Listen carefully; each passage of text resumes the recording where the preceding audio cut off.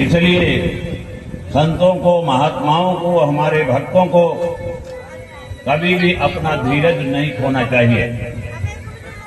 जो दूसरा गुरु है यह वायु है। वायु से आपने क्या सीखा? कहने लगे कि देखो वायु सर्वत्र विचरण करती है,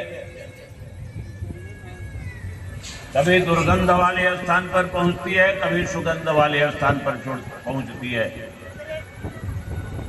लेकिन यह न तो दुर्गंध को ग्रहण करती है न सुगंध को ग्रहण करती है। यह अपने आप ही फिर सही हो जाती है कुछ दूर चलने के बाद। नृत्य बोलिए राधा कृष्ण भगवान की।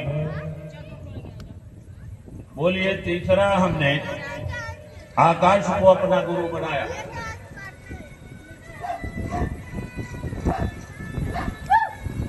आकाश से हमने ये सीखा कि जैसे मटके में बने हुए मटके को देखा जाए तो उसमें भी आकाश तत्व होता है।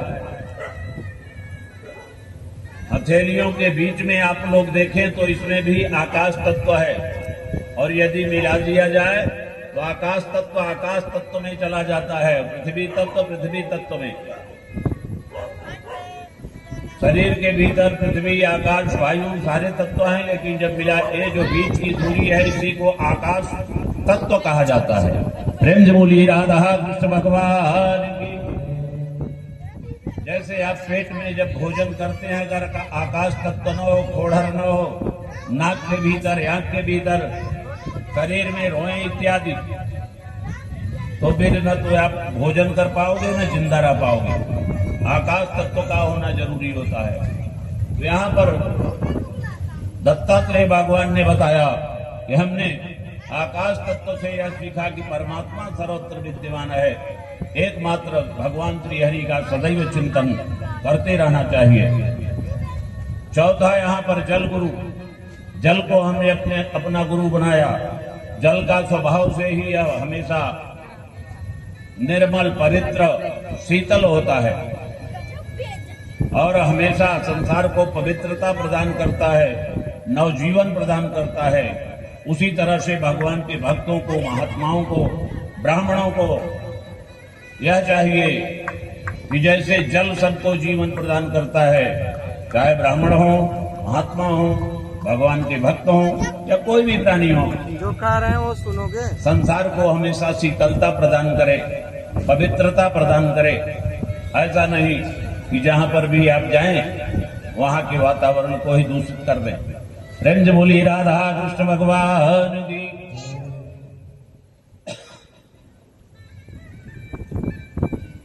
पांचवा, अग्नि। भगवान ने कहा कि अग्नि से हमने ये सीखा कि अग्नि में चाहे आप चंदन डाल दो, चाहे विष्ठा डाल दो, यह दोनों को जला के नष्ट करता है। लेकिन न तो ये विष्ठा को ग्रहण करता है न तो चंदन को, बल्कि सबको भस्म बना के स्वयं वहां से चल देता है। प्रेम से बोलिए राधा कृष्ण भगवान की। इसी तरह से भगवान के भक्तों को चाहिए, महात्माओं को चाहिए, आप चाहे जहां गए हो, किसी भी स्थिति में हो, भगवान का नाम जपें, कीर्तन करें और अपने कार्य को करते हुए आगे बढ़ जाएं। प्रेम से बोलिए राधा कृष्ण भगवान की। चंद्रमा। चंद्रमा न तो घटता है न बढ़ता है, यह अपने आप में स्थित है। हमें और आपको देखने में यह घटता और बढ़ता है। चंद्रमा सदैव इस संसार को शीतलता प्रदान करता है। इसी तरह से जो सज्जन पुरुष हैं जहां भी रहें समाज को शीतलता प्रदान करें। प्रेम से बोलिए राधा कृष्ण भगवान की। सूर्य को हमने अपना गुरु बनाया। भगवान सूर्यदेव यह कभी नहीं देखते कि मेरी किरण यहाँ पे नहीं जानी चाहिए। सबके ऊपर समभाव से भगवान सूर्यदेव की किरण जाती है, सारे संसार को प्रकाश प्रदान करती है, इस पृथ्वी से जल का शोषण करती है और समय आने पर उसी जल को पुनः इस संसार को दे देती है।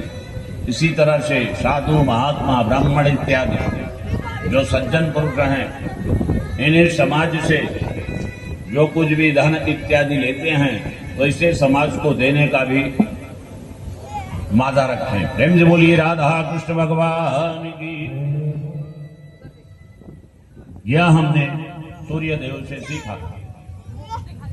फिर बोले हमने कबूतर को अपना गुरु बनाया। कबूतर से कौन सा गुण सीखा? यहां पर भगवान दत्तात्रेय कह रहे हैं, भगवान श्री कृष्ण उद्धव जी से कहते हैं, उद्धव, दत्तात्रेय भगवान ने कहा, एक जगह घूमते घूमते जा पहुंचे, देखा एक घोंसले में कबूतर और कबूतरी दोनों रहा करते थे। दोनों का छोटा सा संसार था, 2 बच्चे भी थे। कबूतर कबूतरी अपने बच्चों से बहुत प्यार करते थे। पहेलिया आया, अपने जाल को फैलाया और उसमें धो के दोनों बच्चे फंस गए। कबूतरी ने जैसे ही देखा कि हाय मेरा बच्चा तो मारा गया, हाय मेरा बच्चा मारा गया, और जाकर के अभी जाल में जब कूद गई तो कबूतरी भी फंस गई। और फिर हाय मेरी पत्नी करके कबूतरी वहीं पर बैठी थी। पहेलिया ने अपने बाण से निशाना लगाया और तत्काल कबूतर को भी मार दिया। पूरा का पूरा परिवार नष्ट हो गया। तो हमने यह सीखा कि प्रेम करना तो अच्छी बात है, लेकिन इतना प्रेम न कर लो कि परमात्मा को ही भूल जाओ। हे राजन, इसी तरह से यह संसार है।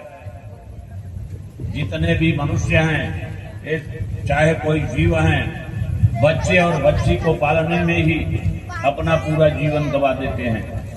भगवान की तरफ कभी इनका ध्यान नहीं जाता। इन्हें चाहिए कि अपना कर्म बनाने के लिए सुंदर सुंदर कर्म करते रहें, परमात्मा का भजन करें, क्योंकि वही उनके साथ में जाने वाला है। बोलिए राधा कृष्ण भगवान की।